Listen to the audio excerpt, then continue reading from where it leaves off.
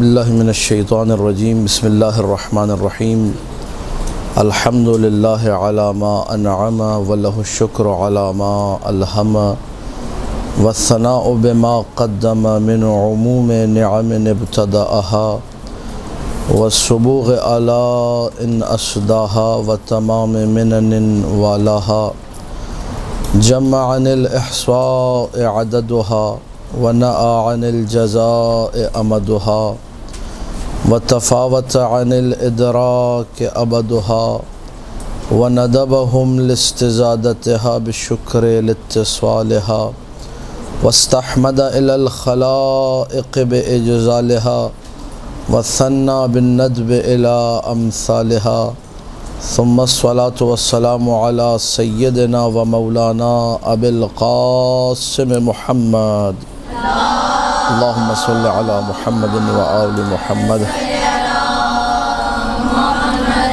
اللهم صل على محمد وآل محمد وآله الطيبين الطاهرين المعصومين المظلومين المنتجبين الأخيار ولعنة الله على أعدائهم الأشرار اما بعد فقال الله تبارك وتعالى في كتابه المبين بسم الله الرحمن الرحيم يا أيها الذين آمنوا لا تحلوا شعائر الله صلوات پڑھ دیجئے بر محمد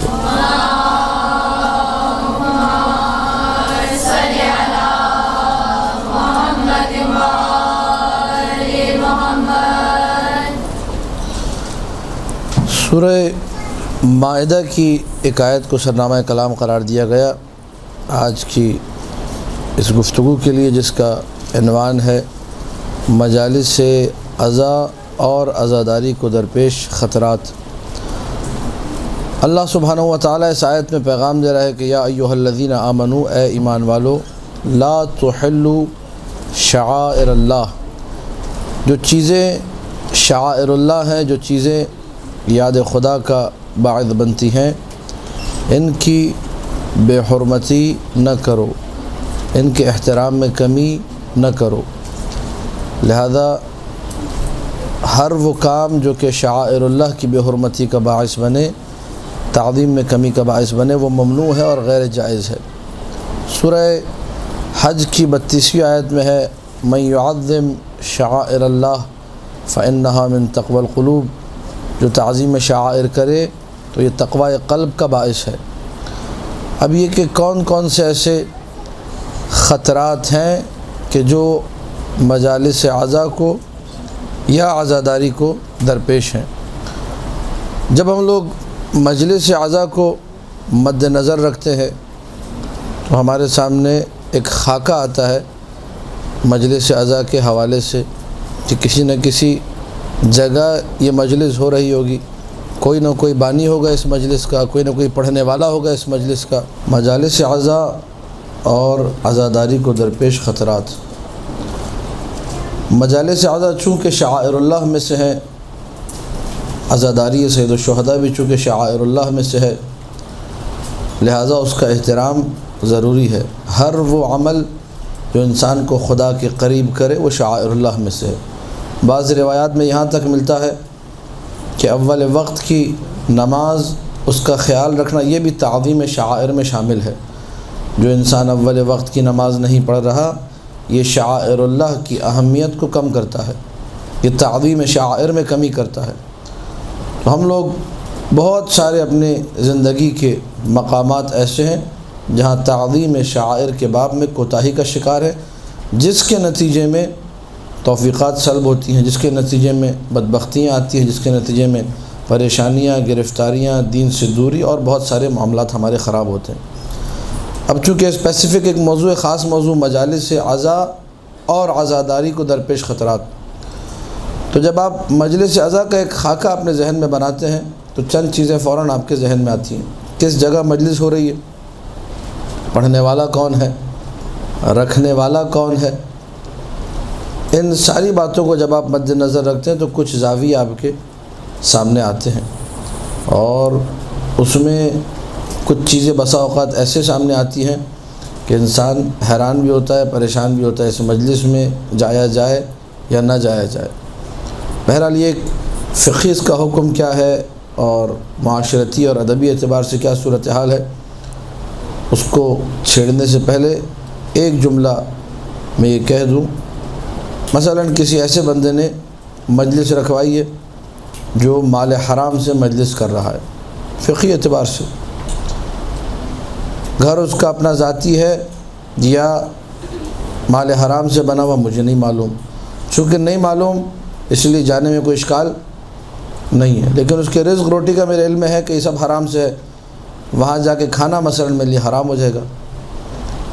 ان چیزوں کو ہم لوگ آفات اور عزاداری کو درپیش خطرات میں شمار نہیں کر سکتے، کچھ لوگ اس کو بھی شمار کرتے ہیں جو کہ غلط ہے۔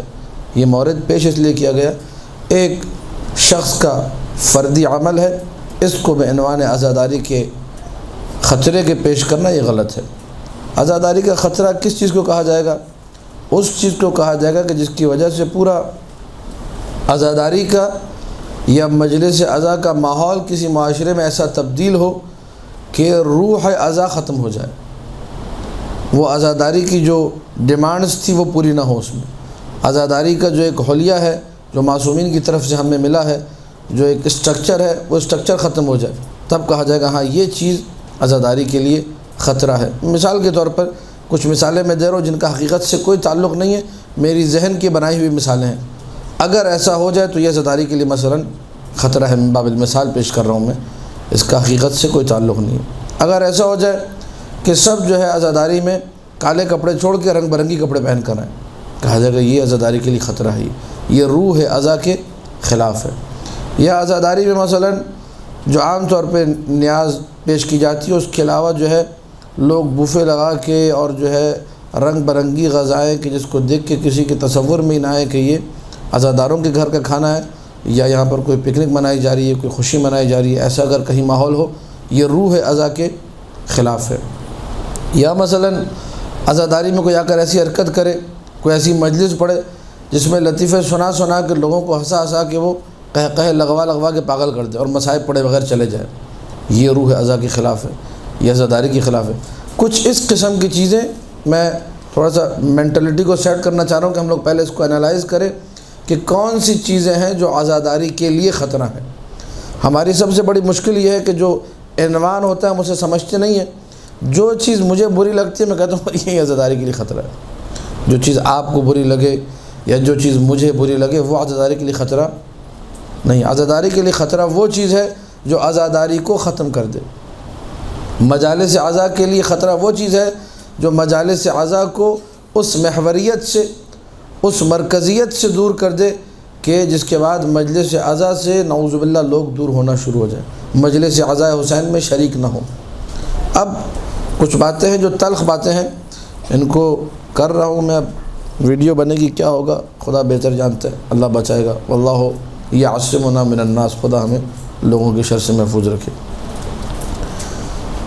ایک مجلس عزا برپا ہوتی ہے اور یہ عزاداری کے آفات میں سے نمبر 1 ہے، اس کو نوٹ کر لیجئے نمبر 1 لگا کر، کہ مجالس عزا اور عزاداری کے آفات میں پہلی آفت یہ، چونکہ میری فیلڈ ہے تو میں سمجھتا ہوں کہ سب سے بنیادی اسی کو رکھنا چاہیے سب سے پہلے، میرے تزکیہ نفس کے لیے بھی ضروری ہے، میری تربیت کے لیے بھی ضروری ہے کہ یہ میرے لیے سب سے پہلا عنوان ہو سکتا ہے کوئی اور کوئی دوسرا عنوان بنائے، میں فرسٹ اسٹیپ میں اس کو رکھتا ہوں کہ مجالس عزا میں اور عزاداری کے لیے جو خطرات ہیں، ایک بنیادی خطرہ جو ہے وہ ہے جاہل خطیب، اس کو نوٹ کر لیجئے، وہ خطیب جو کہ جاہل ہے، یہ اتنا بڑا خطرہ ہے عزاداری کے لیے کہ الامان والحفیظ، یہ جب منبر پر آتا ہے اور دیکھیے خطابت، یہ بھی میرا موضوع رہا ہے، اس پہ میں نے بہت کام کیے۔ خطابت کی تعریف یہ ہے کہ انسان کنڈیشنز کو انالائز کر کے، ریئلائز کر کے ٹو دی پوائنٹ گفتگو کرے، حالات کے تقاضوں کو مد نظر رکھتے ہوئے بات کرے، اپنے سامع کو اچھی طریقے سے سمجھ لے پہلے۔ ہمارے یہاں تو یہ ہوتا ہے کہ جہاں گئے بس جو تیار کر کے پڑھ دیا، سامنے والا کن حالات میں ہے، کن کنڈیشن میں، اس نقطے کو بھی نوٹ کیجیے گا آپ لوگ، جو ذاکرات ہیں، جس علاقے میں آپ پڑھنے جا رہی ہیں وہاں کے عقائد کیا ہیں، وہاں لوگ کس قسم کی تھیوریز اپنے ذہن میں رکھتے ہیں، کیا ان کی سوچیں ہیں، کیا ان کے افکار ہیں، ایک لازمی طور پہ آپ ایک نو ہاؤ جسے کہا جاتا ہے معلومات شد بود ایک کر لیجئے۔ اس سے فائدہ بنیادی یہ ہوگا کہ آپ کو مجلس پڑھنے میں آسانی ہوگی اور بہت ساری مشکلات سے آپ محفوظ رہیں گے۔ تو خطابت کی تعریف یہ ہے کہ انسان مقتضائے حال کے مطابق گفتگو کرے۔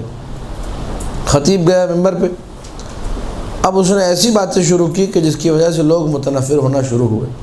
مجالس اعضاء کی جو ایک آفت ہے مجالس اعضاء کے لیے اور بہت بڑا خطرہ ہے، پھر لوگ کیا کرتے ہیں، کہتے ہیں یار اس مولوی کو سنیں گے، اس سے بہتر یہ کہ بندہ باہر کھڑا رہے، جب ماتم ہوگا تو ہم ماتم کے ٹائم پہ اندر آ جائیں گے۔ جہاں ہم لوگ اپنے نوجوان عزاداروں کو کوستے ہیں، انہیں ڈانٹتے ہیں کہ یہ کیا طریقہ ہے، تم مجلس میں کیوں نہیں بیٹھتے، تم کیوں باہر کھڑے ہو کے ماتم کرتے ہو۔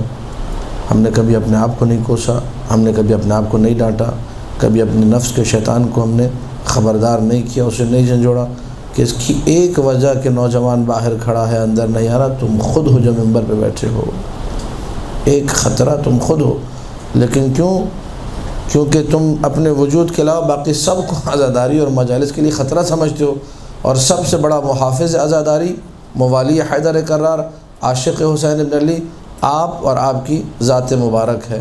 آپ ہی ہیں جو دین کے کرتا دھرتا ہے، آپ ہی ہیں جو دین کے مائی باپ ہیں، آپ ہی سب کچھ ہیں۔ باقی ہر ایک کے گریبان کو آپ لوگ چاک کر کے اس میں جھانک رہے ہیں، لیکن اپنے گریبان کو چاک کرنے کی کبھی ضرورت محسوس۔ یہ بہت بڑا خطرہ ہے عزاداری کے لیے کہ مبلغ اور خطیب جاہل ممبر پر آ جائے۔ لوگ دور ہوتے، صرف اس خطیب سے دور نہیں ہوتے، خطرے کو ذرا محسوس کیجیے گا، دین سے دور ہوتے ہیں۔ جب لوگ دین سے دور ہونا شروع ہو جائیں تو یہ اتنا بڑا نقصان ہے کہ اس نقصان کا ازالہ ممکن نہیں ہے۔ انسان مر جائے گا، ممبر کے سامنے 1,500 لوگ بیٹھے ہوئے تھے، 2,000 لوگ بیٹھے ہوئے تھے، سب کو گمراہ کیا، کس کو جا کے راہ مستقیم پہ لائے گا؟ ازالہ تبھی ہوگا جن 1,500 کو گمراہ کیا سب کو ٹھیک کرو، تب ازالہ ہوگا، ان کو تو پکڑ ہی نہیں سکتے۔ لہٰذا ممبر کے لیے علم ضروری ہے، بنا علم کے اگر کوئی ممبر پہ جا رہا ہے وہ آگ میں کود رہا ہے، وہ اپنے لیے جہنم کی راہیں ہموار کر رہا ہے۔ اب آج کل ایک بازار گرم ہے، میں پہلے بھی اشارہ کر چکا ہوں، کیسٹی مولوی اور کیسٹی خطیب، سی ڈی والے خطیب، سی ڈی والے مولوی، جن لوگوں نے کوئی علم حاصل نہیں کیا، جن کو قرآن بھی ٹھیک سے پڑھنا نہیں آتا، جن کی تجوید بھی درست نہیں ہے، جن کو حروف شمسی و حروف قمری کا بھی شاید علم نہ ہو، چھوٹے چھوٹے فقہی قواعد اور تجوید کے قواعد بھی ان کے علم میں نہیں ہیں، وہ www.youtube.com لگایا، اس پہ کسی بھی علامہ کا نام لکھا، اس کی تقریریں آئیں، رجسٹر لیا، چھاپنا شروع کر دیا۔ اس کے بعد 2 دن میں ایک نئے علامہ صاحب میدان میں آ گئے، اور اس کے بعد انہوں نے جو تقریریں کی تو ماشاءاللہ اخطب الخطباء علامہ دہر بن گئے وہ، ٹھیک ہے۔ یہ انسان جب ممبر سے بات کرنا شروع کرے گا، چونکہ اس کا کوئی علمی جو پس منظر ہے وہ نہیں ہے، کسی حوزے میں نہیں پڑھا، کسی مدرسے کی شکل نہیں دیکھی، حتیٰ کہ قرآن بھی ٹھیک سے نہیں پڑھا، قرآن بھی چونکہ تھا ذہین، یہ عقل اس کے پاس تھی تھوڑی بہت، اور حافظہ بھی اس کا اچھا تھا، خطیب سنتا گیا، آیتیں یاد کر لی، اس میں کتنی آیتیں غلط پڑھتا ہے آپ کو تو پتہ نہیں چلے گا، وہ جو صاحب علم ہوتے وہ کہتے ہیں او ہو یہ تو پوری آیتیں غلط پڑھ رہا ہے، ٹھیک ہے۔ اور چاروں طرف لوگ اس کی عربی کی تعریفیں کر ہوتے ہیں، اس کی عربی بڑی اچھی ہے، پتہ چلا جس اچھائی کی تعریف ہو رہی وہی سب سے بڑی برائی ہے۔ یہ ہے علم کا فقدان۔ لہذا خطیب اگر اچھا نہ ہوگا اس کی وجہ سے معاملات بگڑیں گے۔ آپ دیکھیے جتنے فسادات ہوتے ہیں، ذرا معاشرے پہ غور کیجیے، لوگوں کی باتوں کو کبھی آپ بیٹھ کے انالائز کیجئے کہ معاشرے میں کیا باتیں ہو رہی ہیں، وہ چیزیں جو عزاداری کے خلاف جا رہی ہیں۔ آپ دیکھیے گزشتہ دنوں میں، گزشتہ سالوں میں جو تشیع کی جگہ سائی ہوئی، جو دوسرے مسالک کے لوگوں نے بھی ہمارا مذاق اڑایا، وہ کس بیس پہ اڑایا؟ وہ خطبہ کے بعض مضامین کی وجہ سے، خطبہ کی بعض نازبہ باتوں کی وجہ سے، ایسی باتیں جو خطیب کو ممبر سے نہیں کرنی چاہیے تھی، جو خطیب بغیر آمادگی گیا، جو منہ میں آیا بول دیا، وہ آفت بن گئی، خطرہ بن گیا۔ اب ہوا کیا؟ لوگ مجلسوں سے ہٹنے لگ گئے۔ کچھ چیزیں ہیں جو ان کو ہم لوگ، میں کم سے کم جرأت نہیں کرتا کہ اس کو آفت کہوں یا خطرہ کہوں، لیکن یہ ہے کہ ہر ایک کے انسان کو مینٹل کو، اس کے معرفت کے لیول کو، اس کے دماغی جو کیفیات ہیں، جو احساسات ہیں، جو مزاج ہے، جو طبیعت ہے، وہ میری مٹھی میں نہیں ہے، میرے اختیار میں نہیں ہے۔ آپ کتنا سن سکتی ہیں، آپ کے اندر کتنا حوصلہ ہے مجھے نہیں معلوم، آپ کتنی دیر کی مجلس اٹینڈ کر سکتی ہیں، آپ کے گھریلو معاملات کیا ہیں، آپ کو شوہر کی طرف سے کتنی اجازت ملی ہے، یہ سب مجھے نہیں معلوم، یا وہ جو آنے والا ہے وہ کس جاب کو چھوڑ کر آ رہا ہے، کیا کر کے آ رہا ہے۔ تو کچھ چیزیں ہیں جن کو عقلی طور پہ ہمیں سوچنا چاہیے کہ عزاداری کو بہترین طریقے سے انجام دیں۔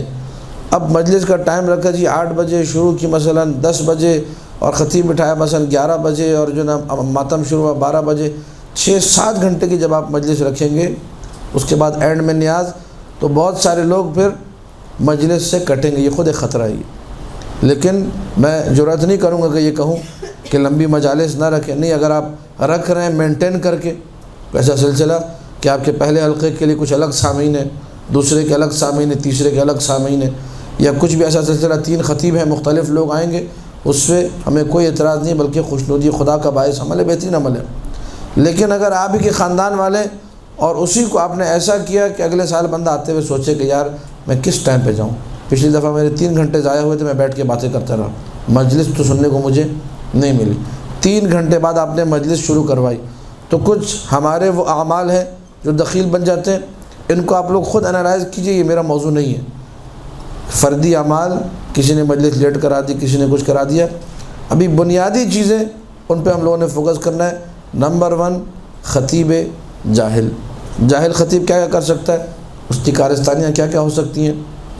لوگوں کو بے عملی کی طرف لے کر جانا، ایسی بات کرے، ایسی روایتیں پڑھے کہ لوگ کہیں کہ عمل و عمل کی کوئی ضرورت نہیں۔ ایسے خطبہ کم ہیں لیکن ہیں جو کہ ایسی باتیں ممبر سے کرتے ہیں کہ جس کے بعد پبلک کو یہ سوچنے کی توفیق ہی نہیں ہوتی کہ ہم نے عمل کرنا ہے یا نہیں کرنا۔ حد اقل ہر خطیب کو چاہیے کہ 2 سے 3 جملے، چلو آٹے میں نمک کے برابر، تھوڑا سا لوگوں کو تزکیہ نفس کی طرف متوجہ کرے، اعمال کی طرف متوجہ کرے۔ امام حسین کے صدقے میں جو بہترین اسے موقع ملا ہے اس سے استفادہ کرے۔ لیکن جب خطیب جاہل ہوگا، جب سیرت معصومین سے ناواقف ہوگا، اس کا پھر یہی کام ہے، وہ کبھی بھی جو ہے ممبر سے تربیت کی بات، ممبر سے عمل کی بات، ممبر سے کوئی بھی اچھی بات کرنا اپنے لیے مناسب نہیں سمجھے گا، کہے کہ نہیں، عذر پیش کرے گا، بہانے پیش کرے گا، مختلف باتیں کرے گا۔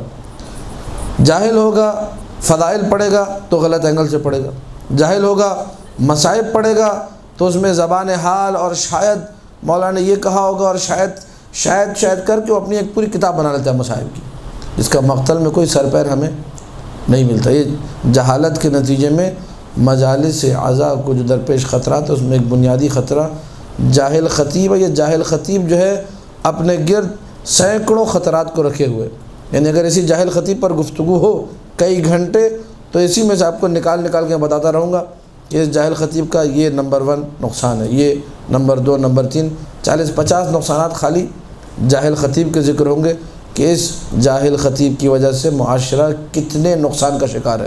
اب جب نقصان ذکر کر دیے خطرہ، اس کا حل کیا ہے؟ اس کا حل، واحد حل یہ ہے کہ انسان بھرپور طریقے سے پڑھائی کرے۔ اور میں پہلے بھی کہہ چکا ہوں، ہماری خواتین ٹیلنٹڈ ہیں، ہماری خواتین کو احساس کمتری کا شکار نہیں ہونا چاہیے کہ میں ہلکی پھلکی کتابیں پڑھوں اور آگے نکل۔ دنیاوی تعلیم میں خواتین دیکھیے کہاں جا پہنچی ہیں، سائنسدان بننے کو خواتین تیار ہیں، پائلٹ بننے کو خواتین ہوائی جہاز اڑا رہی ہیں، ٹھیک ہے۔ دنیا بھر میں علمی تحقیقات میں یورپ جا کے دیکھیے، امریکہ جا کے دیکھیے، خواتین ہر میدان میں جو ہے آگے جا رہی ہیں علمی میدان میں۔ شریعت نے بھی، دین نے بھی کوئی پابندی نہیں لگائی ہے، ٹھیک ہے۔ طلب علم ہر ایک کے لیے، مسلم کے لیے بھی، مسلمہ کے لیے بھی، حصول علم سے کسی نے نہیں روکا۔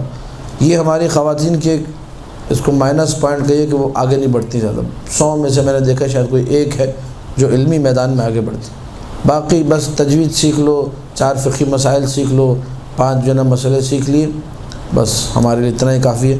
ہم لوگ باقی گھرداری کریں گے اور اس کے علاوہ ہم نے کچھ نہیں کرنا۔ گھرداری جہاد المرأۃ حسن تبعل ہے، لیکن جن کے پاس موقع ہے وہ بھی پیچھے رہ گئی۔ بعض لوگوں کو مثال کے طور پہ اللہ اولاد کی نعمت سے محروم رکھتا ہے، اولاد نہیں ملتی، شوہر بھی ملتا ہے، ایسا شوہر ہے جو اچھا خیال رکھنے والا ہے، ایسی خاتون کو تو آنا چاہیے میدان میں، اس کو تو سوچنا چاہیے کہ چلو میں اگر ٹیلنٹڈ ہوں، میں نے دنیاوی تعلیم حاصل کی ہے، میں آگے بڑھوں، اچھی ذاکرہ بنوں، پڑھی لکھی ذاکرہ، جو قرآن میں بھی وارد ہو، جو حدیث میں بھی وارد ہو، جو کلام میں بھی وارد ہو، جو فقہ میں بھی وارد ہو، عورتیں کر سکتی ہیں۔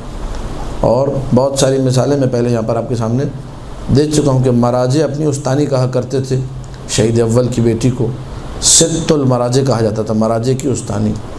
نصرت امین اصفہانی کا واقعہ، بانو اصفہانی جو ہیں وہ آپ لوگوں کے ذہن میں ہوگا، اس کے کلپ بھی القائم وغیرہ پہ چل چکے کہ کتنی بڑی خاتون تھی۔ اب ان کی تفسیر چھپی ہے، 15 جلدوں میں لایا بھی تھا یہاں پر، مخزن العرفان، ایک خاتون کا کام ہے۔ تو اپنے آپ کو کم مت سمجھیے، آپ عورتوں میں جو مجلس پڑھتی ہیں بہت زیادہ اہمیت کی حامل ہیں۔ آپ جو مسئلہ بیان کریں گی، جس طریقے سے آپ انالائز کریں گے چیزوں کو، عورتوں کا الگ دماغ ہے، مردوں کا الگ دماغ ہے۔ بہت ساری جگہوں پہ عورتیں کامیابی سے بات کر سکتی ہیں، مرد حضرات نہیں کر سکتے۔ خدا نے ہر ایک کو اس کے لیے الگ الگ کمال دیا ہے، لہٰذا عورتیں میدان میں آئیں کہ علمی طور پہ ہم نے اپنے آپ کو مضبوط کرنا ہے تاکہ منبر حسین کی خدمت کریں اور اس خطرے سے بچائیں، یعنی جاہل خطیب سے۔ جتنے مردوں میں جاہل خطیب ہیں، عورتوں میں چونکہ خطیبائیں ویسے ہی کم ہیں، اس میں بھی جو ہے جہالت زیادہ ہے، علم کم ہے۔ اب خطیبی کی بات کو میں آگے بڑھاؤں گا۔ خطیب جب جاہل ہوتا ہے اور علم دین سے بے بہرا ہو، معرف اہل بیت سے بے بہرا ہو، تقویٰ اس کے اندر نہ ہو، تو وہ خود بخود ایسے دنیا میں گرفتار ہوتا ہے کہ اس کا جہل پھر آگے بڑھتا جاتا ہے، اور اس سب معاشرے کے لیے خطرہ ہے۔ اور اس میں پھر لوگ بھی، ظاہر ہے جب ایک خطیب جو کہ ذکر کر رہا ہے جب وہ خراب ہے، لوگ پھر اس سے زیادہ خرابی کا ثبوت دیتے ہیں، اور یہ ساری چیزیں مل کر دونوں کا کمبینیشن، بانی اور ذاکر، بانی اور خطیب، مجلس عزا کے لیے بہت بڑا خطرہ۔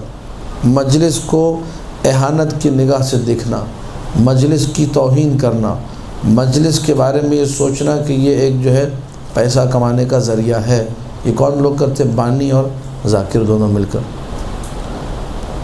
اب اس میں عمل دخل کس طرح ہے، خطرہ کس کا ہے، اس کو ذرا آپ دیکھیے گا۔ میں ایک مثال کے ذریعے پیش کر رہا ہوں آپ کے سامنے۔ ذاکر نے کہا کہ اگر تم مجھے اتنے پیسے دو گے تو میں آؤں گا، ٹھیک ہے۔ ذاکر کا جہل یہ ہے کہ وہ صرف بانی کو دیکھتا ہے۔ پوری توجہ چاہوں گا اس نقطے کی طرف، اور میرا اشارہ کسی خطیب کی طرف نہیں ہے، کل کو آپ بولے ان کے خلاف بات کرنی، میں کسی سے کوئی تعلق نہیں، میں ایک اپنی بات کر رہا ہوں، ایک مسئلے کو مطرح کر رہا ہوں روایات کی روشنی میں، اور تھوڑا سا عقلی تناظر میں بھی اس کو دیکھیے۔ آپ نے مجھے دعوت دی کہ بھائی جناب آیت اللہ اسد شاکری صاحب، ٹھیک ہے، آپ ہمارے گھر مجلس پڑھنے ہیں، ہمارا ایک عنوان ہے بڑا، ٹھیک ہے۔ میں نے کہا ٹھیک ہے، میں حاضر خدمت ہوتا ہوں۔ یہ آیت اللہ مزاحن کا، حقیقت میں نہیں کہا، بہت چھوٹا سا طالب علم، ٹھیک ہے میں آتا ہوں مجلس پڑھنے۔ کیا ہدیہ مولانا صاحب کا ہوگا؟ میں نے کہا دیکھیں میں عام طور پہ اتنا ہدیہ لیتا ہوں 50-60 ہزار روپے ایک مجلس کا۔ آپ نے کہا او ہو، تو میرے شوہر کے 4 مہینے کی تنخواہ ہے، ٹھیک ہے، یہ 3 مہینے کی تنخواہ مثلا، تو نہیں ہے پاسبل۔ میں نے کہا میں معذرت خواہوں، میں مجلس نہیں پڑھ سکتا، ٹھیک ہے، یہ میرے پروٹوکول کے خلاف ہے کہ میں کم میں مجلس پڑھوں، نہیں پڑھ سکتا۔ وہاں جو لوگ سننے آ رہے تھے، جہالت کو ملاحظہ کیجیے، جن لوگوں کے لیے مجلس رکھی تھی جس علاقے میں، ممکن ہے وہ لوگ ایسے ہوں کہ جن کو واقعاً جو لوگ محتاج تھے کہ میں وہاں جاتا، تبلیغ دین کرتا، کچھ نہ کچھ ان کو سکھاتا، ذکر سنتے۔ میں نے ان لوگوں کا خیال صرف مد نظر رکھا کہ سامنے بانی پیسے والا ہے، کیوں مجھے اتنے پیسے نہیں دے رہا، دوسروں کو دے دیتا ہے، مجھے نہیں دیتا، یہ ساری باتیں توجہات ہیں یا نہیں؟ یہاں سے خطیب فرعون بننا شروع ہوتا ہے، یہاں سے خطیب کے اندر نمرودیت جو ہے پروان چڑھنے لگتی ہے، اپنے آپ کو انا ربکم الاعلی جو ہے وہ کہنا شروع کرتا ہے۔ بس جو ہم نے کہہ دیا وہی فائنل ہے، جو ہم نے کہہ دیا وہی ہوگا۔ یہ چیز ایسی سنگ دل بناتی ہے۔ اچھا، اس پورے معاملے میں آپ کو امام حسین علیہ السلام کی ذات کہیں نظر نہیں آئے گی۔ یہ عزاداری کے لیے خطرہ ہے، بہت بڑا خطرہ ہے کہ خطیب جو منبر پر آیا تھا معارف اہل بیت کو نشر کرنے کے لیے، جو منبر سے خود پڑھ کے سنا رہا ہے کہ مولا سے پوچھا گیا علم افضل ہے یا مال افضل ہے، تو مولا نے کہا علم افضل ہے۔ مولا کیسے افضل ہے؟ وہ خوارج نے پوچھا تھا، 10 لوگ آئے تھے، الگ الگ سوالات کیے، تو کہا علم افضل ہے، چونکہ علم جو ہے وہ تمہارے لیے جو ہے حفاظت کا باعث بنتا ہے، علم تمہاری حفاظت کرتا ہے، اور مال کی حفاظت تمہیں کرنی پڑتی ہے۔ علم کی وجہ سے دوست پیدا ہوتے ہیں، مال کی وجہ سے دشمن پیدا ہوتے ہیں۔ علم چوری نہیں ہوتا، مال چوری ہو جاتا ہے۔ علم تمہارے دل کو نورانی کرتا ہے، مال سنگ دل بناتا ہے۔ علم جو ہے اس کے بارے میں جو ہے یہ ہے کہ قیامت کے دن شفاعت کا باعث بنے گا، عالم شفاعت کرے گا دوسروں کی، مالدار کو حساب دینا ہوگا۔ علم سے انسان متواضع بنتا ہے، مال سے انسان متکبر بنتا ہے۔ 10 کے الگ الگ مولانا جوابات دیے۔ خطیب یہی ممبر سے پڑھ کے سناتا ہے، اور وہ پوری مجلس مال ہی کے لیے پڑھ رہا ہوتا ہے، اس میں اضافی علم کا کوئی اس کا مقصد نہیں ہوتا۔ پڑھا کیا جا رہا ہے، اور مطلب یہ مینٹلٹی اگر ایک خطیب کی بن جائے، یہ آفت عزاداری ہے کہ اس مجلس سے اتنے ملیں گے 20، اس سے ملیں گے 30، اس سے ملیں گے 40، ہاں ٹھیک ہے ایک دن میں 1 لاکھ ہو گئے مثلا، یا 80,000 ہو گئے، یا مثلا 60-70,000 ہو گئے۔ یہ اگر مینٹلٹی بن جائے تو وعلی الاسلام السلام، اسلام کا پھر فاتحہ پڑھ دینا چاہیے، خدا حافظ۔ کہاں سے اسلام پہنچے گا؟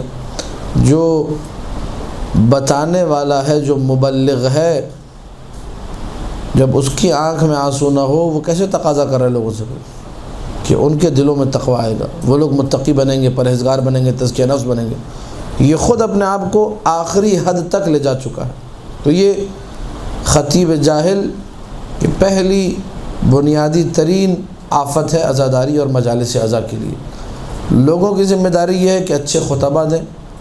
آپ یہاں موجود ہیں، اللہ نے آپ کو نعمت سے نوازا ہے، بیٹوں کی مدرسے میں ڈالی، اچھا مدرسہ ڈھونڈ کے کہ میں نیت کرتی ہوں اپنے معاشرے کی خدمت کی غرض سے اپنے بیٹے کو اچھا عالم دین بناؤں گی، مجھے اپنی تربیت پہ ناز ہے، مجھے اپنی تربیت پہ فخر ہے، میرے بچے کبھی الٹی حرکتیں نہیں کریں گے، تو ان کو میدان میں لائیے، تقویٰ ان کا مینٹین کیجئے۔ اچھا عالم دین ممبر پر آئے گا، خود بخود جاہل مائنس ہونا شروع ہو جائیں گے۔ دوسری عزاداری کو نوٹ کیجئے، پہلے کو میں نے یہی روک دیا ہے۔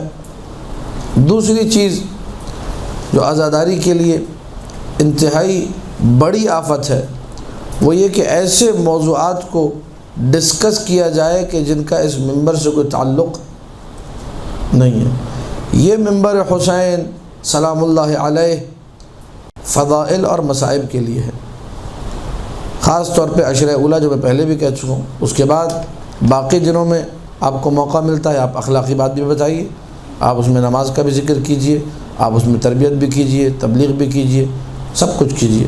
لیکن بارہا میں کہہ چکا ہوں کہ ایسی تبلیغ اور ایسی تربیت نہ ہو کہ 1.5 گھنٹہ آپ نے تبلیغ و تربیت کی ہے تو اس میں ایک حدیث معصوم نہیں ہے، ایک کلام امیر المومنین نہیں ہے، نہج البلاغہ کا تصور نہیں ہے، صحیفہ سجادیہ دور دور تک نہیں آتی، قرآن کی کوئی آیت نہیں آتی، ایسی تبلیغ ہمیں نہیں چاہیے۔ معارف قرآن اور معارف اہل بیت یہ دونوں ساتھ ساتھ چلنے چاہیے، کیجئے، کسی نے آپ کو نہیں روکا۔ لیکن اب آپ نے ایسا موضوع شروع کر دیا جس کا ممبر سے کوئی تعلق نہیں۔ اب آپ دیکھیے گا پھر یہ اس کا بھی تعلق ہے، دوسرا جو میں نے آپ کو عنوان دیا ہے کہ ایسے موضوعات کو چھیڑنا آفات عزاداری میں سے ہے اور خطرہ ہے۔ آپ پھر دوبارہ جائیے، اس کا بھی شکار کون ہوتا ہے؟ خطیب جاہل۔ اس کا تعلق بھی وہیں سے، کہ دوسرا بھی اسی سے ریلیٹڈ ہے، لیکن بسا اوقات بڑوں سے یہ غلطیاں ہو جاتی ہیں۔ پڑھے لکھے لوگ ہوتے ہیں، بہت صاحب فضل ہے، بہت پڑھا لکھا ہے، لیکن بعض اوقات کسی کی محبت میں کوئی ایسی بات کر جاتا ہے جو اس کے گلے آ جاتی ہے۔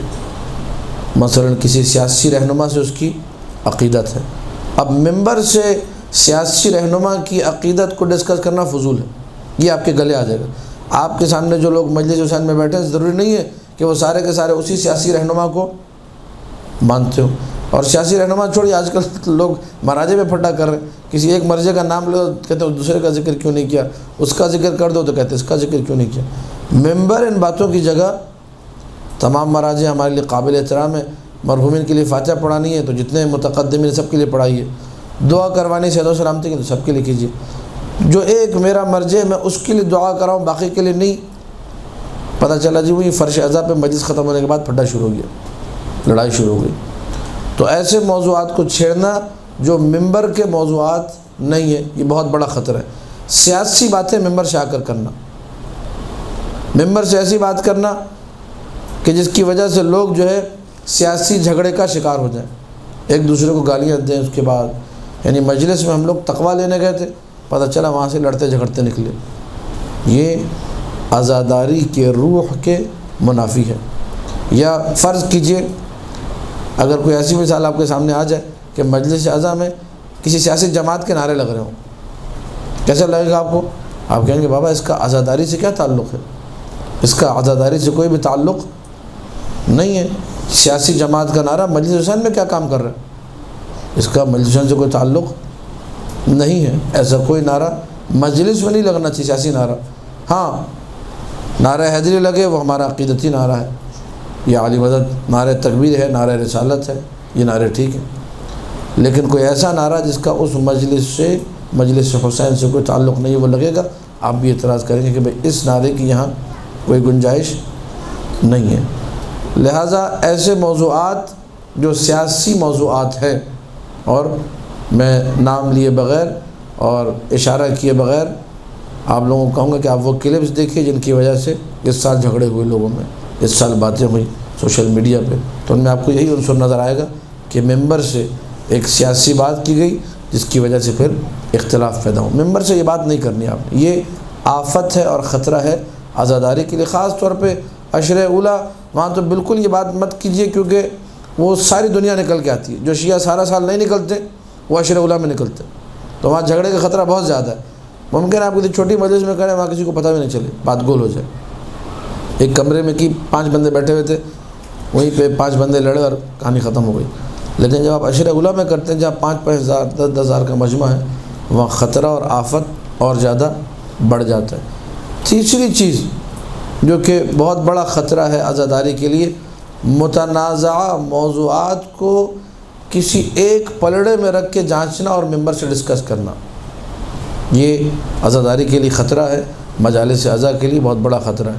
مثلا ایک مسئلہ ہے شہادت ثالثہ کا مسئلہ، اب اس کو میں ڈسکس کروں اور کوئی ایک میری رائے ہو، پڑھنی چاہیے یا نہیں۔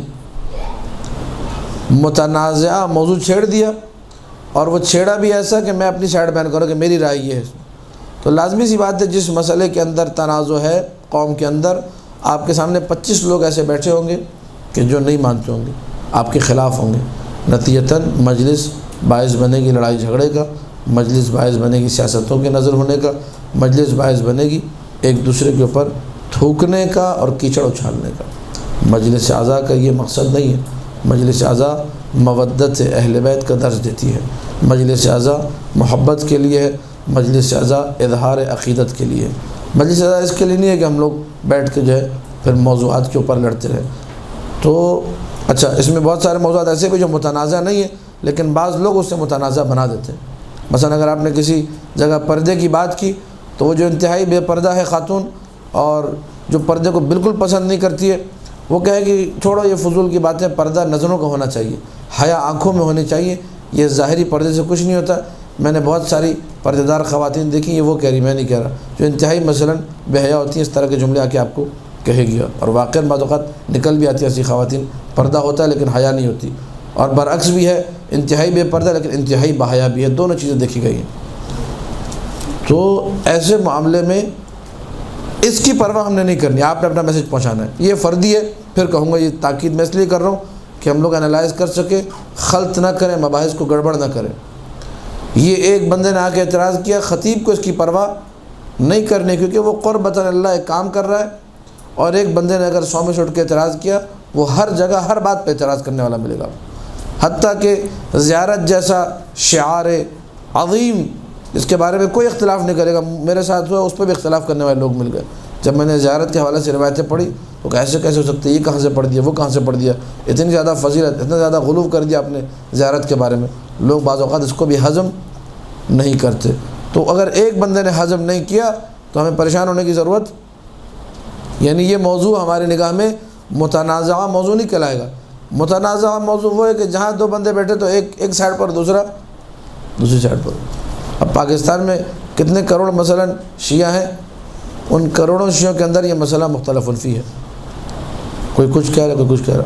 پنجاب، فقط کراچی کو مد نظر نہ رکھیں، پنجاب جا کر دیکھیے، انٹیریئر سندھ جا کر دیکھیے، عقد مثلا سیدہ اور غیر سید، کراچی میں شاید متنازع نہ ہو اتنا، وہاں جب چلے جائے پنجاب میں، وہاں گولیاں چل جاتی ہیں، آپ نے کراچی میں کہیں مسئلہ بیان کر دیا، کوئی مسئلہ نہیں، یہاں کوئی ٹینشن نہیں۔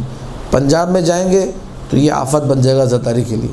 آپ جو پیغام پہنچانے گئی تھی، اسی لیے میں نے نقطہ آپ کی خدمت میں عرض کیا کہ ہر جگہ ہر بات، شیخ بشیر صاحب نے فتویٰ بھی دیا، کہا کہ جن علاقوں کے اندر جھگڑا ہو جاتا ہے، جن علاقوں کے اندر فتنہ و فساد ہو جاتا ہے، وہاں پہ یہ مسئلہ بیان کرنا بھی حرام ہے۔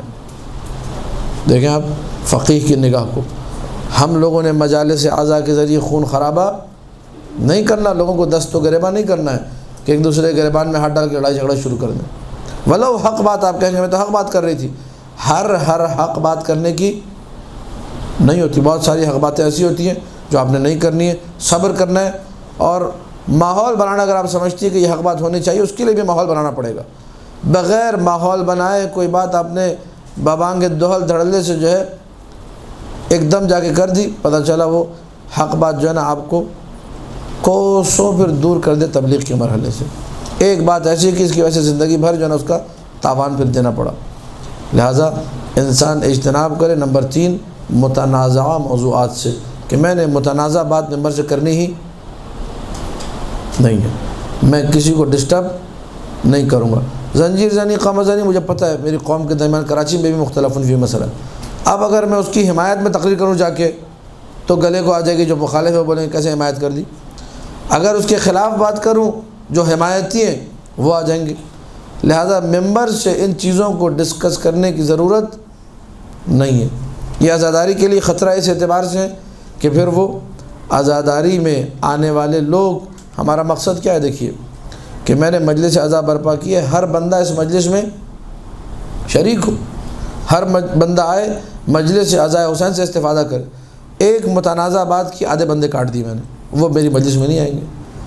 ان کو کون سمجھا گا یہ مجلس حسین ہے، ایک دفعہ ہو گیا، غلطی ہو گئی، ٹھیک کر دو، بعد میں ٹھیک کر دیں گے، سنبھال لیں گے۔ کوئی نہیں سنبھلتا، کوئی اپنے آپ کو درست نہیں کرتا۔ وہ کہیں گے بس ہم نے اس مجلس میں نہیں جانا، اور پھر وہ آپ کے خلاف باتیں کریں گے کیونکہ آپ نے ان کے عقیدے کے خلاف بولا ہے۔ کہیں گے کہ یہ بندہ مقصر ہے، اس نے توہین کر دی، اس نے ایسا کر دیا، اس نے ویسا کر دیا۔ یہ ہمارے آپس کی باتیں ہیں جو کہ اختلاف کا باعث بنتی ہیں اور عزاداری کو ہماری خراب کرتی ہیں۔ چوتھی چیز، 3 چیزیں ذکر کی۔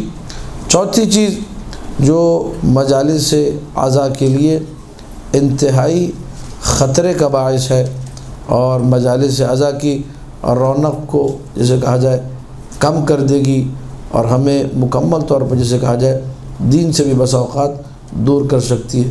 بعض ہماری حرکتیں ایسی ہیں جن حرکتوں کو ہم لوگ آگے بڑھانا شروع کرتے ہیں اور کہتے ہیں بس ہم نے بشارتی پتہ نہیں کوئی خواب دیکھا ہے اور ایسا ہو گیا اور ویسا ہو گیا، اپنے ذہن کے خیالات، توہمات۔ ایک دفعہ ہوتا ہے، 2 دفعہ ہوتا ہے، 3 دفعہ، 4 دفعہ، 10 دفعہ پبلک کہتی ہے یار تو پورے توہمات پہ معاملہ چل رہا ہے، سارا کا سارا ذہن کی ساختہ اور پرداختہ چیزیں ہیں۔ ہر 2 دن کے بعد آپ اپنے گھر پہ ایک کوئی معجزہ کروا دیجئے مثلا، ٹھیک ہے، ہر 2 دن بعد آپ کو خواب آ جائے کہ آج مجلس ہوگی۔ 4 دفعہ میں آؤں گا، 5 دفعہ آؤں گا، اس کے بعد میں سوچوں گا کہ ان محترمہ کو ہر روزانہ خواب آ رہے ہیں، میرے پاس کیوں خواب نہیں آتے یار، ٹھیک ہے۔ آپ اپنی مجلس حسین کو اس طرح کمزور کرتے ہیں، آپ کو نہیں معلوم لوگ کیا باتیں کرتے بعد میں جا کے، یار اس کے گھر تو روز ہی سلسلہ ہو رہا ہے، ٹھیک ہے۔ اور اس چکر میں وہ خطیب بھی بدنام ہوتا ہے جو مجلسیں پڑھتا ہے آپ کے گھر آ کے، کہ یہ اس کو پیسے زیادہ ملتے ہیں وہاں سے، اور مجھے جہاں ہوتے ہیں وہیں پڑھتا ہے یہ۔ سامنے منہ پہ کوئی نہیں بولے گا، آپ کے پیٹھ پیچھے باتیں کرتے لوگ، ہمارے سامنے آ کے باتیں کرتے۔ لہٰذا کوئی ایسا عمل کہ جس کی وجہ سے انسان اپنے آپ کو کمزور کرے، اس کو انجام نہیں دینا چاہیے۔ کوئی ایسی حرکت عزاداری میں جو عزاداری کو کمزور کرے، مجلس کو کمزور کرے، ہمارے فردی اعمال، کسی مثلا ایسے خطیب کو بلایا جس نے پتہ چلا جی گانے کی ٹون کے اوپر پورا قصیدہ پڑھ کے سنا دیا، اور وہ پڑھ کے بھی بتاتے ہیں کہ یہ فلانا گانا ہے تو اس پہ یہ ٹون ہے مثلا، یا یہ کہ مثال کے طور پر جب وہ قصیدہ پڑھ رہا ہوتا ہے نیچے سے لوگ گانا یاد کر کے گانے لگا رہے ہوتے ہیں، ہاں یہ والا گانا ہے، یہ ہم نے پہلے سنا تھا۔ یہ عزاداری کی روح کے خلاف ہے، یعنی مجلس میں آئے تھے سیکھنے کے لیے، پتہ چلا وہاں ایک تفریح والی محفل بن گئی۔ آپ کو معلوم تھا پہلے سے یہ خطیب ٹھیک نہیں ہے، اس کے بارے میں رپورٹس ٹھیک نہیں ہے، اس لیے جس خطیب کو انسان پڑھوایا پہلے رپورٹ لے لے، بھائی یہ کیسا بندہ ہے، یہ مجلس ٹھیک پڑتا نہیں پڑتا؟ کون ذمہ دار بنا؟ میں ذمہ دار بنا، صرف اس لیے کہ بھائی اس کا ایک نام ہے، صرف اس لیے کہ مجلس میں لوگ زیادہ آ جائیں گے، صرف اس لیے کہ میری تھوڑی نمود و نمائش ہو جائے گی۔ ان باتوں کو مد نظر رکھیں گے، نمود و نمائش کو، ریاکاری کو، تو پھر عزاداری خطروں میں گھرتی جائے گی۔ دوسری طرف جن بچوں کی آپ تربیت کر رہے ہیں گھروں میں، وہ ساری چیزیں نوٹ کر رہے ہوتے ہیں، جب وہ پروان چڑھتے ہیں تو انہوں نے پھر ویسے ہی کام کرنے جو آپ نے کیے تھے۔ خدا را ہم لوگ ایسے کاموں سے اجتناب کریں، فردی کام کے جس کی وجہ سے لوگ مجلس حسین سے بدظن ہوتے ہیں۔ اب میں یہ 4 جو ہے میری نگاہ میں جو میں نے انالائز کیا بنیادی چیزیں، اور بہت ساری چیزیں لوگوں نے ذکر کی، ان کے کلپ بھی موجود ہیں، ان کے مقالے بھی نیٹ پہ آپ کو مل جائیں گے، لیکن یہ کہ پھر ان میں بہت ساری باتیں وہی آتی ہیں، فردی باتیں آتی ہیں، لہذا ان کو میں ذکر نہیں کر رہا۔ آخر میں کچھ مثالیں میں دینا چاہوں گا، اور اس کے بعد اگر کوئی سوال جواب اس کو دیکھیں گے، تاکہ ان مثالوں کے ذریعے سے ہم لوگ عزاداری اور اس کے جو درپیش اس کے ارد گرد گھومنے والے خطرات ہیں ان کو سمجھ سکیں۔ آپ لوگ ایک دفعہ صلوات پڑھ دیجیے۔ اللہم صلی علی محمد و آل محمد۔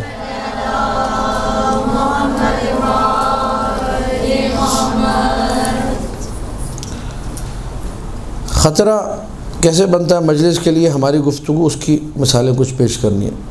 ایک صاحب ہیں وہ تقریر کر رہے ہیں، نمبر 1 تو یہ کہ موضوع اٹھا لیا متنازع، اس پہ تقریر شروع کی، پہلی غلطی۔ اس کے بعد جب انہوں نے تقریر شروع کر دی تو اب چونکہ علم نہیں ہے، جہالت کوٹ کوٹ کے بھری ہوئی ہے، اور ادھر ادھر کے فضول استدلالات اپنے ذہن کے ساختہ اور پرداختہ وہ شروع کر دیے۔ اب آپ جو میں نے موضوعات آپ کو دے دی ان میں اس کو فٹ کر دیجیے گا اس مثال کو۔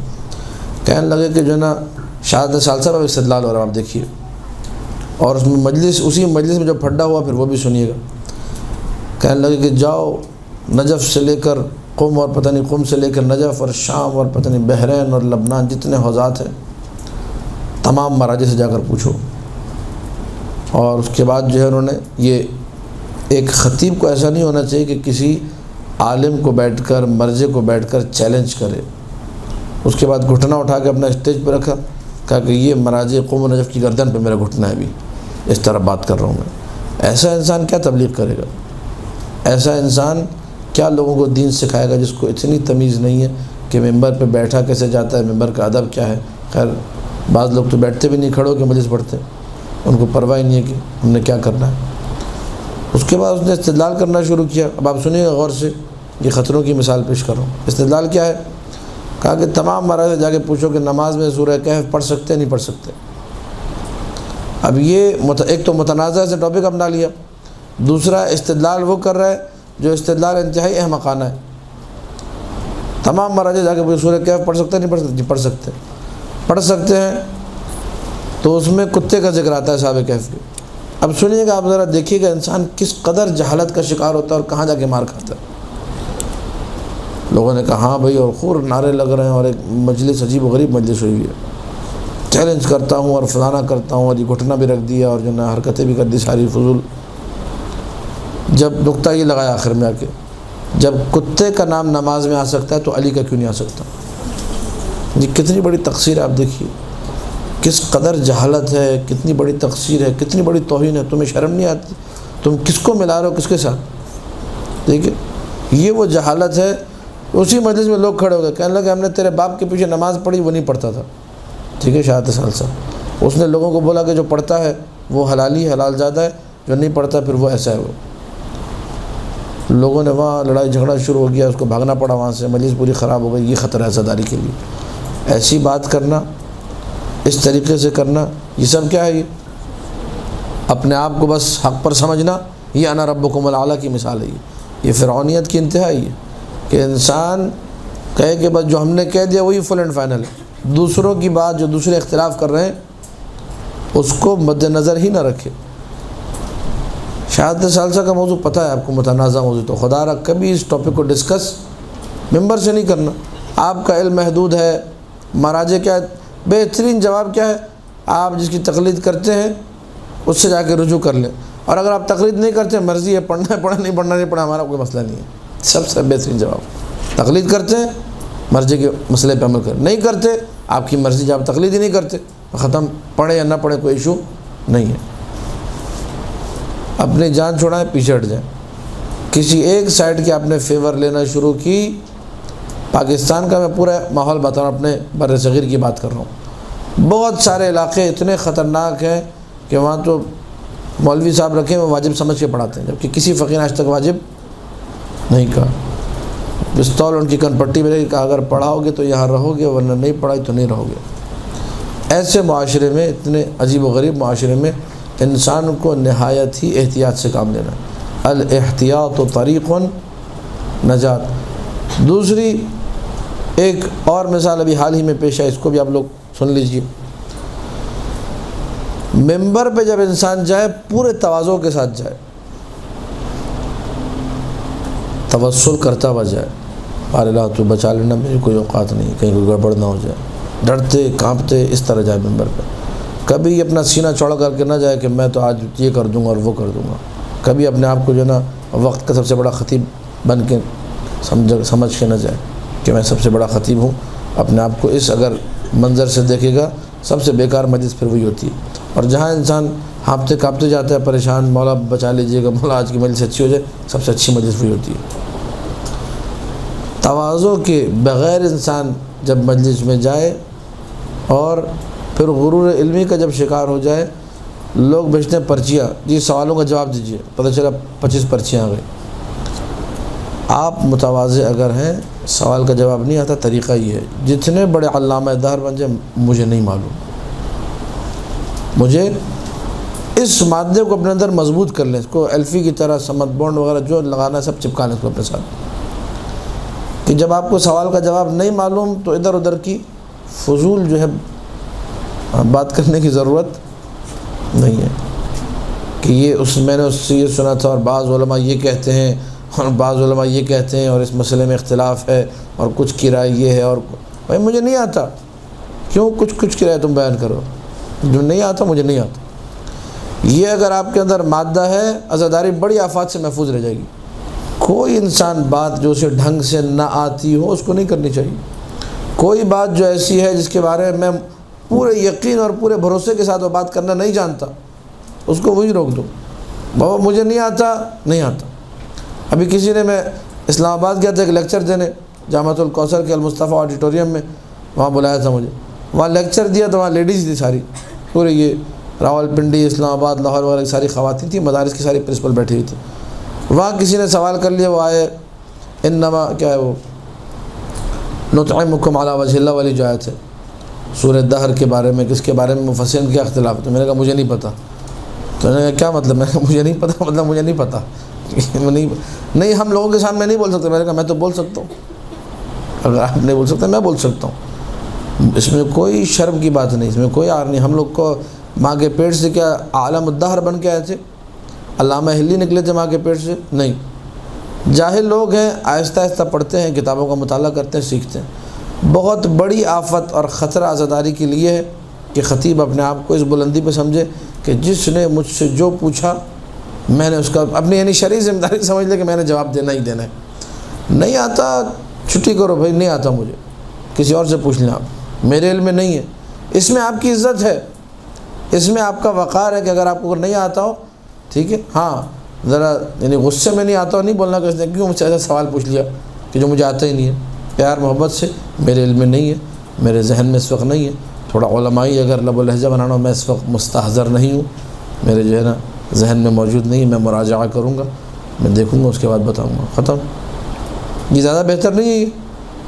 انسان ایسی اختلافی بات کرے، انسان ایسی خطرناک بات کرے کہ لوگوں میں بعد میں جھگڑا ہو، لوگوں میں بعد میں پھڈے ہوں، فسادات ہوں. مجلس اعضا اتحاد شیعیان حیدر کرار کا مظہر ہونا چاہیے. مجلس اعضا کو ایسا ہونا چاہیے کہ لوگ ذوق در ذوق دوڑے چلے آئیں کہ ہم نے مجلس میں پہنچنا ہے، ہم نے مجلس سے دور نہیں بھاگنا. آج ہماری کتنی مجالس ایسی ہیں کہ آپ کو پتہ ہوتا ہے کہ مجلس میں خطیب 9 بجے بیٹھے گا، آپ کہتے ہیں ٹھیک ہے میں آرام سے 9:30 بجے پہنچوں گی. جب مصائب سے تھوڑے پہلے 10 منٹ کے فضائل سن لیے، تھوڑے سے مصائب سن لیے، مجلس ہو جائے گی. یہ بہت بڑا خطرہ ہے، اس کو محسوس کرنے کی ضرورت ہے. آپ اپنے گھر پہ مجلس رکھیں، وقت پہ شروع کریں، اپنے آپ کو پنکچول بنائیں، تاکہ عزاداری آپ کی خطروں سے محفوظ رہے۔ ابھی کتنی جگہوں پہ میں بندہ حقیر اسی کراچی شہر میں مجلس پڑھنے گیا، حدیث قصہ، مرثیہ، سوز و سلام، ایک سلام، دوسرا سلام، تیسرا سلام، گڈو کا سلام، منو کا سلام، پپو کا سلام، 15-20 سلام پڑھا دیے۔ ابھی تک 15 بندے بیٹھے ہیں وہاں پر۔ اس نے کہا آغا صاحب میں کیا کروں بھائی، یہی ہے۔ میں نے کہا کوئی میں ایک بھی ہو تو میں پڑھ دوں گا۔ میں نے کہا مجھے تو فارغ کرو، میں نے کہیں آگے بھی جانا پڑھنے کے لیے، ٹھیک ہے۔ یہ جو صورتحال ہے اس کا ذمہ دار کون ہے کہ پہلے مجلس میں لوگ بیٹھتے تھے اور پہلے بسم اللہ سے بیٹھتے تھے؟ کیا ہوا یہ اس کو انالائز کرنے کی ضرورت ہے کہ اب مجلس سے لوگ بھاگ رہے ہیں اور جو آ رہے ہیں ہم سب اسی طرح ہیں الحمدللہ کہہ کے کہ اب پہنچ جائیں گے ٹائم پہ، کیونکہ ہم نے شکل دکھانی ہے، نیاز کھانی ہے۔ اصل مجلس تو وہی ہوتی ہے، حلیم اور بریانی کی مجلس۔ وہ نہ ہو تو پھر مجلس نہیں ہوتی ہے۔ یہ جملے بہت سارے لوگ بڑے پیار سے کہہ دیتے ہیں۔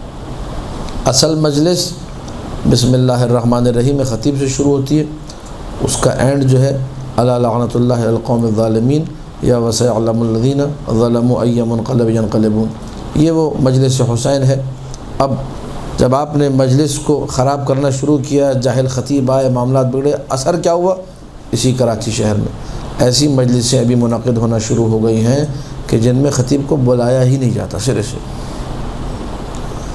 فلانا انجمن آئے گی، ماتم کرے گی، 100 سلام مرثیہ، حدیث کے ساتھ 100 سلام مرثیہ، ماتم داری، بس خطیب مائنس ہو گئی، خطیب کو نکال دیا۔ خطیب کو کیوں نکال دیا بھائی؟ جو ایسا خطیب ہوگا کہ جو اپنی غلطی سمجھتا ہی نہیں ہوگا، وہ کہے گا یہ لوگ جو ہے نا MI6 کے ایجنٹ ہیں، یہ پتہ نہیں CIA کے ایجنٹ ہے جو یہ کام کر رہا ہے۔ نہ بابا MI6 کے ایجنٹ نہیں ہے، ہمارے اپنے شیعہ ہیں، یہ تمہاری حرکتوں کی وجہ سے خراب ہوئے ہیں۔ اپنی حرکت کیوں نہیں تسلیم کرتے؟ اپنی غلطی کیوں نہیں مانتے؟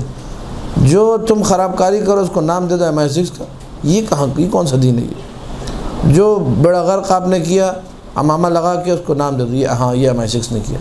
اپنی غلطی نہیں ماننی۔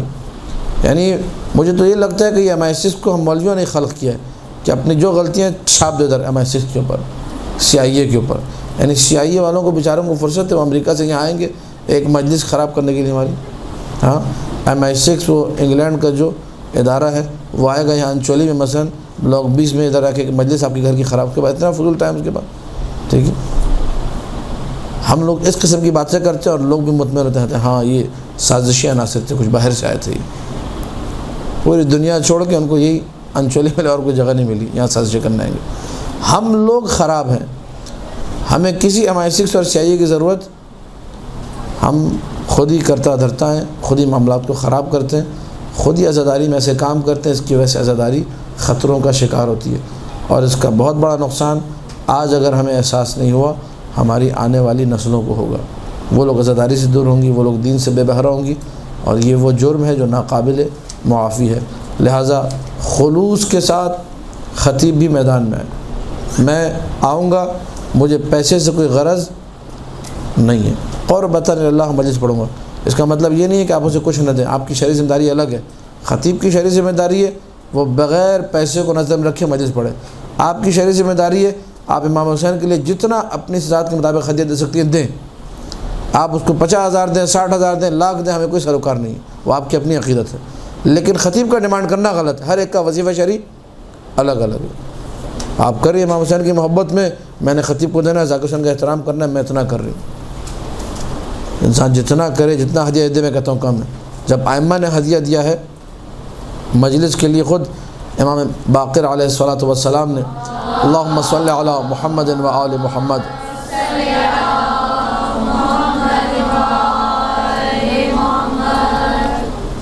وصیت کی اپنے بیٹے کو، چھٹے مولا کو، کہ یہ خرچہ ہے 10 سال کی عزاداری کا۔ کتنا؟